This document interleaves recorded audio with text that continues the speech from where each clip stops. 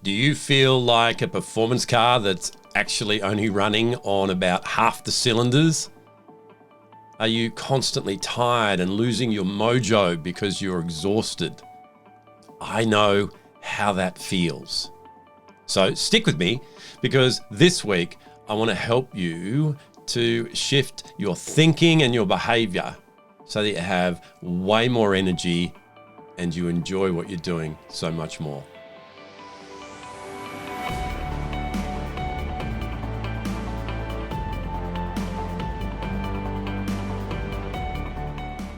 Hi, this is Grant Herbert, VUCA leadership and sustainable performance coach. And today I want to continue our conversation in this second area of professional leadership by helping you to shift gears on your performance. If you're watching me on the video this week, you can probably see that my eyes have bags under them and I'm not my fully normal, vibrant self. And that's because, like you, I'm human. And although what I'm going to teach you about today is part of my expertise, I need to listen to this just as much as you do. Lately, I've been doing a lot of traveling. I've been working at different hours because I work in a global organization. So it means the time zones I work in are not just normal.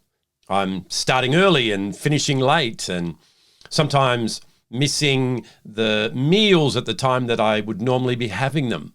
And I do things like go out yesterday, a full day in the cricket sun, watching Australia and the West Indies with my son, had an amazing day, but I didn't get into bed until close to 1 o'clock this morning.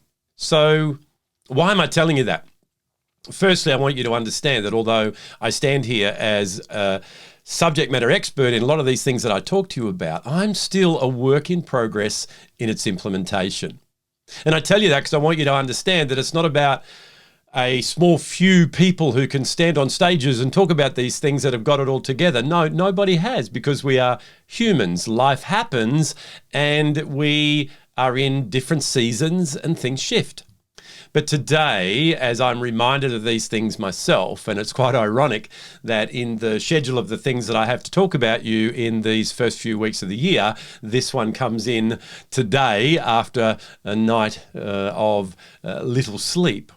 But what I want to do is give you the benefit of some changes that I've had to do in my own mindset and in my own behavior so that I can not only be all that I need to be and who I want to be for the people I want to be that for, but I can do it for a long period of time. So I call myself a sustainable performance coach, because sustainability is what it's about. It's about being able to do it and help others to do it for longer without burning out. Burnout is on the rise again around the world, coming out of a pandemic and a period of high change, and all the things that are going on in the world has exacerbated the effect that that's having on people. Physically, emotionally, mentally, spiritually, people are flat. And if that's not your case, I'm really happy for you. But what I want to do is give you what you need so that it doesn't happen. But if that is you, you're not alone. And hopefully something that I tell you today will shift your thinking and behavior so that you can get back to where you know you want to be. So shifting gears on high performance, what does that mean? Well, firstly, it's a metaphor playing on the high performance car where you change from one gear to the next. When you change a gear down, it's so that you can give more power and you can go up hills and you can do all the things that you need to do. And then getting it over into the overdrive means you're coasting and there's little effort needed to keep you going.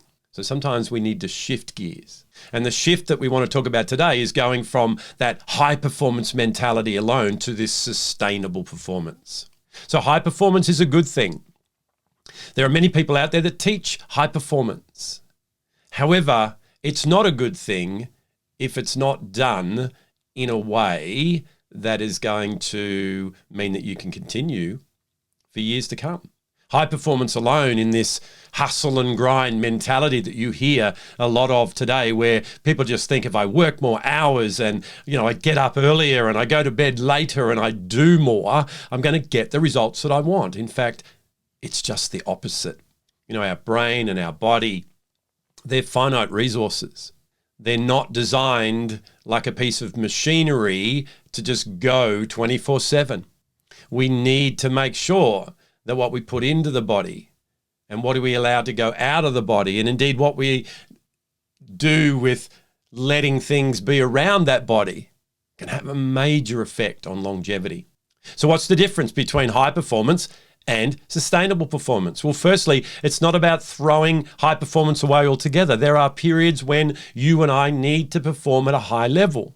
However, for a shorter period of time. And in that time when that high performance is needed, you are fueled well, your mental capacity is where it needs to be, and the support structure around you allows you to do that. And that means that you get, for that small period of time, whatever it is that you need to get done. It could be you've got a client situation coming up that you've got to do some work for, and you might work a couple of long nights to get that done. It's like when you're going to university, you might have some exams coming up, so you do some longer nights, but that's for a short period of time. So what we want to talk about here is sustainability. And sustainability is allowing you to have all the energy that you need to be who you need to be for every area of your life, not just your career. So what are these shifts that we need to make? Firstly, just like everything else that we do, we start over in this identity area in our personal leadership. And we ask the question, for what purpose? Why is it that I am performing this way? And if the purpose is that you are looking for approval, that you are doing it in that performance trap, where your performance is simply so that you can have people, like you feel like you belong, and that they are thinking that you're good enough, then that itself is not a reason to indulge in high performance. And then the second side of the ledger is to ask the question, at what cost? So if you are to continue working how you're working in this high performance mode, where it's just hustle and grind and do more and be more, what's the cost? Well, for me, the cost was physical and mental breakdown. It was an attack on my immune system. It was stage 3 adrenal fatigue. It was sore joints and brain fog. It was a limited capacity to be able to enjoy life. So I stand before you today as someone who still hasn't got this all together, but I've come a long way.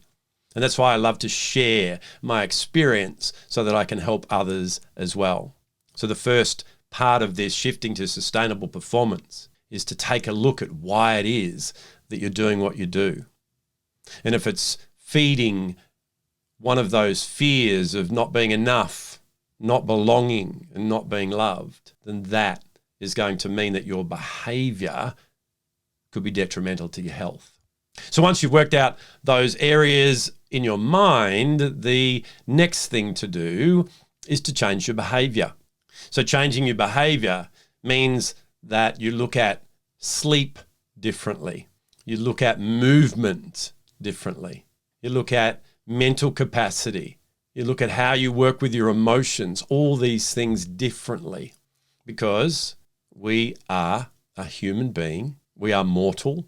We are strong, yet we have our limitations. So it's making sure that you hydrate regularly, that you do have movement. They say that sitting is the new smoking. So there's many things that you can do. And I'm not going to stand here as a health coach because that's not what I am.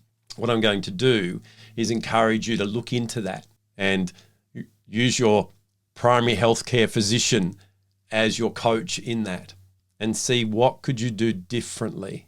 I remember years ago having a speaker that I was looking after that came from another country, and he was suffering from jet lag. He had quite a long list of things that we had him doing in his itinerary.